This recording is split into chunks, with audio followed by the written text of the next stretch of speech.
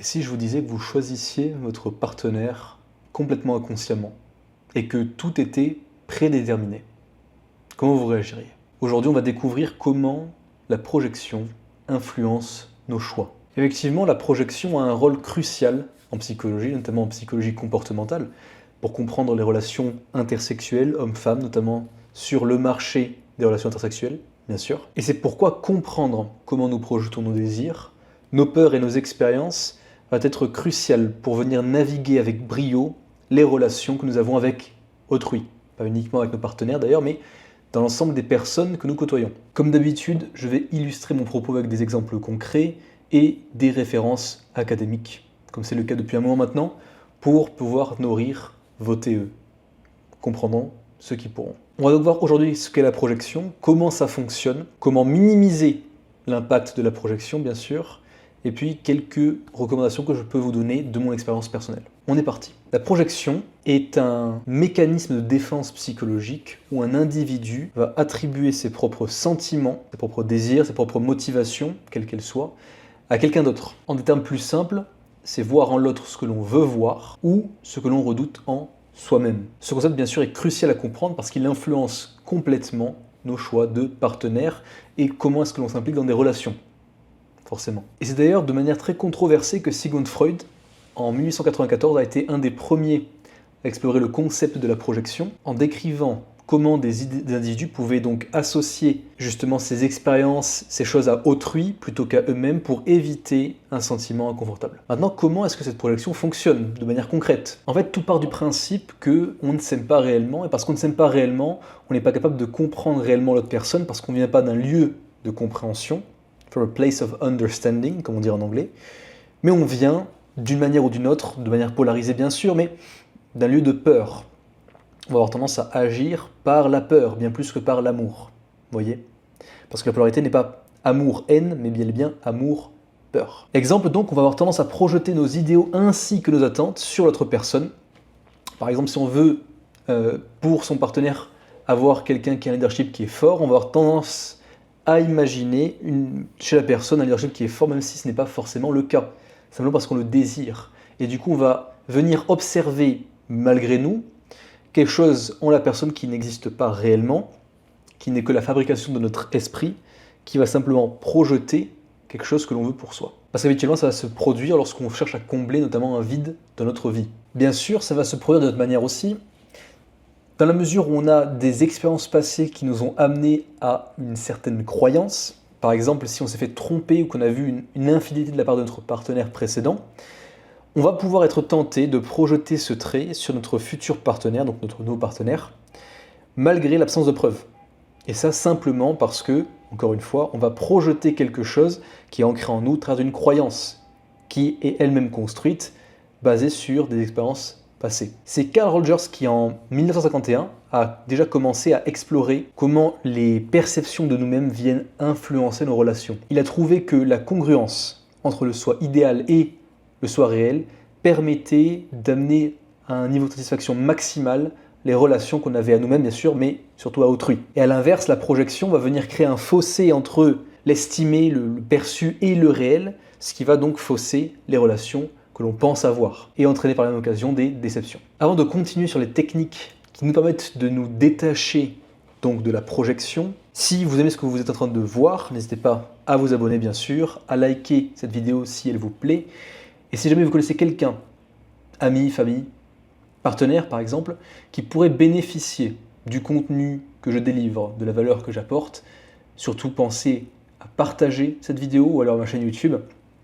Le savoir, c'est le pouvoir, rappelez-vous, et il n'y a rien de plus appréciable que de donner du savoir, un savoir nouveau, à des personnes de manière spontanée.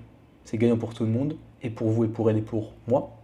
Donc, n'hésitez pas à le faire. Autre point, si vous voulez en savoir plus et aller encore plus loin dans la compréhension de vous-même et des relations amoureuses, j'ai un canal Telegram dont le lien est en description. Ou alors, si vous avez des problématiques qui sont beaucoup plus spécifiques, vous pouvez prendre rendez-vous avec moi pour en discuter sur un appel.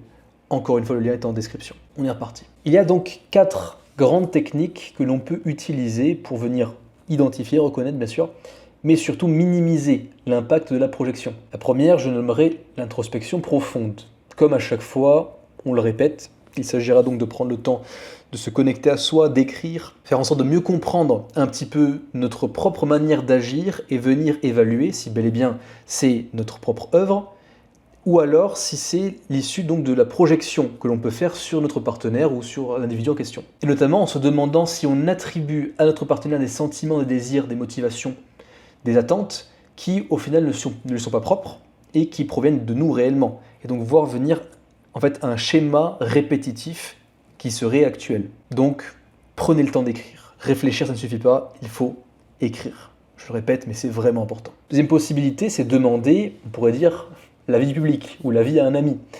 Donc là, ce que ça veut dire réellement, c'est prendre le temps de parler avec quelqu'un de confiance pour faire en sorte d'avoir un feedback réel, concret, de quelqu'un qui est justement en dehors de notre relation ou alors de notre interaction et qui pourrait d'un œil neuf déterminer si oui ou non on est sous l'effet de la projection. Et c'est aussi pour ça qu'avoir un mentor peut être vraiment judicieux. Troisième aspect, troisième technique de déclinaison, d'un côté la thérapie, de l'autre le développement personnel.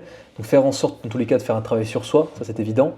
De différentes manières, bien sûr. D'un côté, revenir sur son passé, comme on l'a dit, avec un thérapeute qui a les connaissances et les compétences pour venir nous questionner et nous aider à avoir ce cheminement. Donc il est vraiment important de sélectionner les bonnes personnes pour pouvoir nous aider, nous épauler. Deuxième possibilité, le développement personnel bien sûr, donc c'est venir réorganiser sa vie, donc dans le présent cette fois-ci, pas dans le passé, pour avoir une certaine discipline, une certaine qualité de vie, pour se sentir mieux dans l'absolu et faire en sorte d'avoir une bonne base pour continuer à travailler sur soi. Parce que ça on peut s'en rendre compte, mais par exemple quand on dort bien la nuit, on va être beaucoup moins facilement sujet à des sautes d'humeur que si on ne dort pas assez. Ça c'est un des meilleurs exemples. En plus de ça, si on mange bien et qu'on fait une activité sportive, alors là c'est le combo, c'est ce que j'appelle le triptyque ultime, le triptyque sain, qui nous permet d'avoir une relation à nous-mêmes et à autrui qui est la plus saine possible. Ça ne va pas venir compenser justement la guérison des blessures, mais ça crée une base extrêmement solide pour faire le travail qu'on doit faire sur soi. Et enfin, le dernier aspect, c'est pratiquer l'empathie.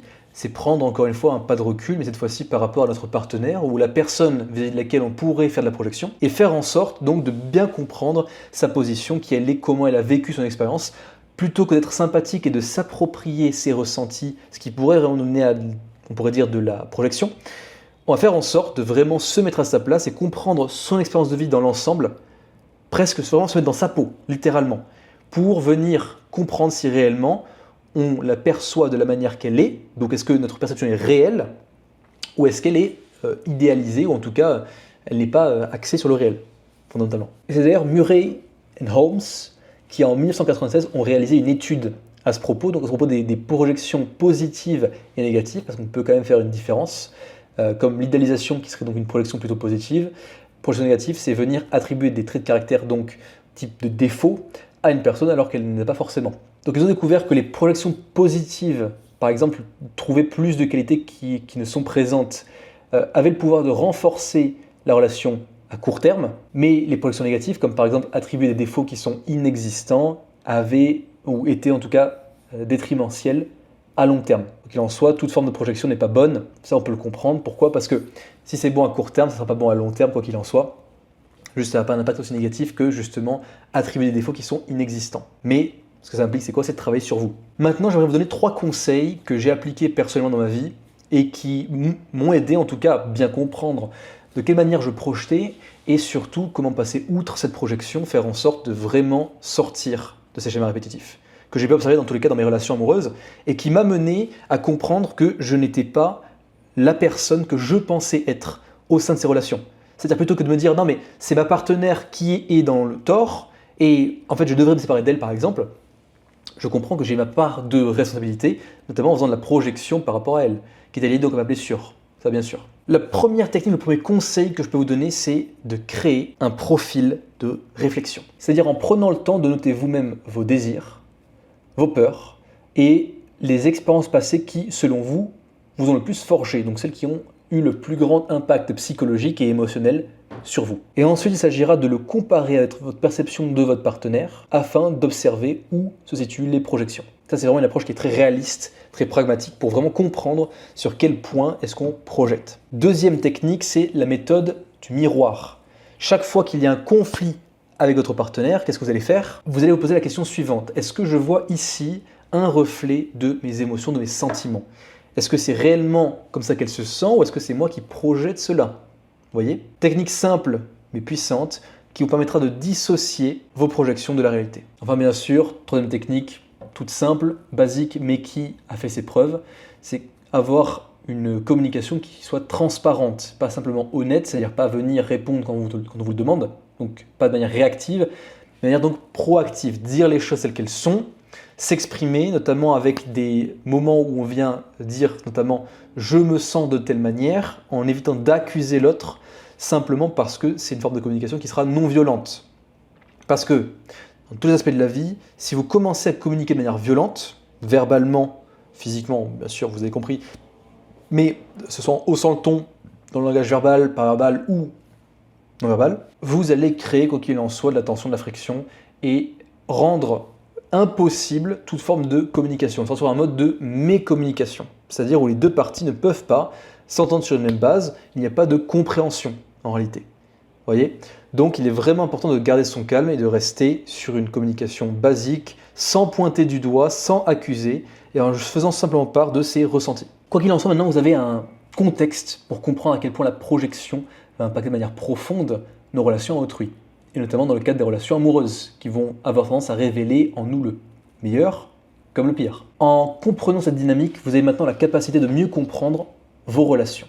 Tant mieux pour vous. Dans ce cas-là, maintenant, selon vous, comment est-ce que vous pouvez appliquer ce nouveau savoir pour encore mieux sélectionner et gérer justement vos partenaires? D'ailleurs, quel schéma de projection est-ce que vous pouvez observer dans votre vie passée et votre vie présente? Réfléchissez à ces questions et partagez-moi vos réponses en commentaire. Ça me fera plaisir de les lire, de comprendre un petit peu où vous vous situez et de voir si vous-même vous avez fait face justement à ce genre de projection. C'était Rémi, bon courage.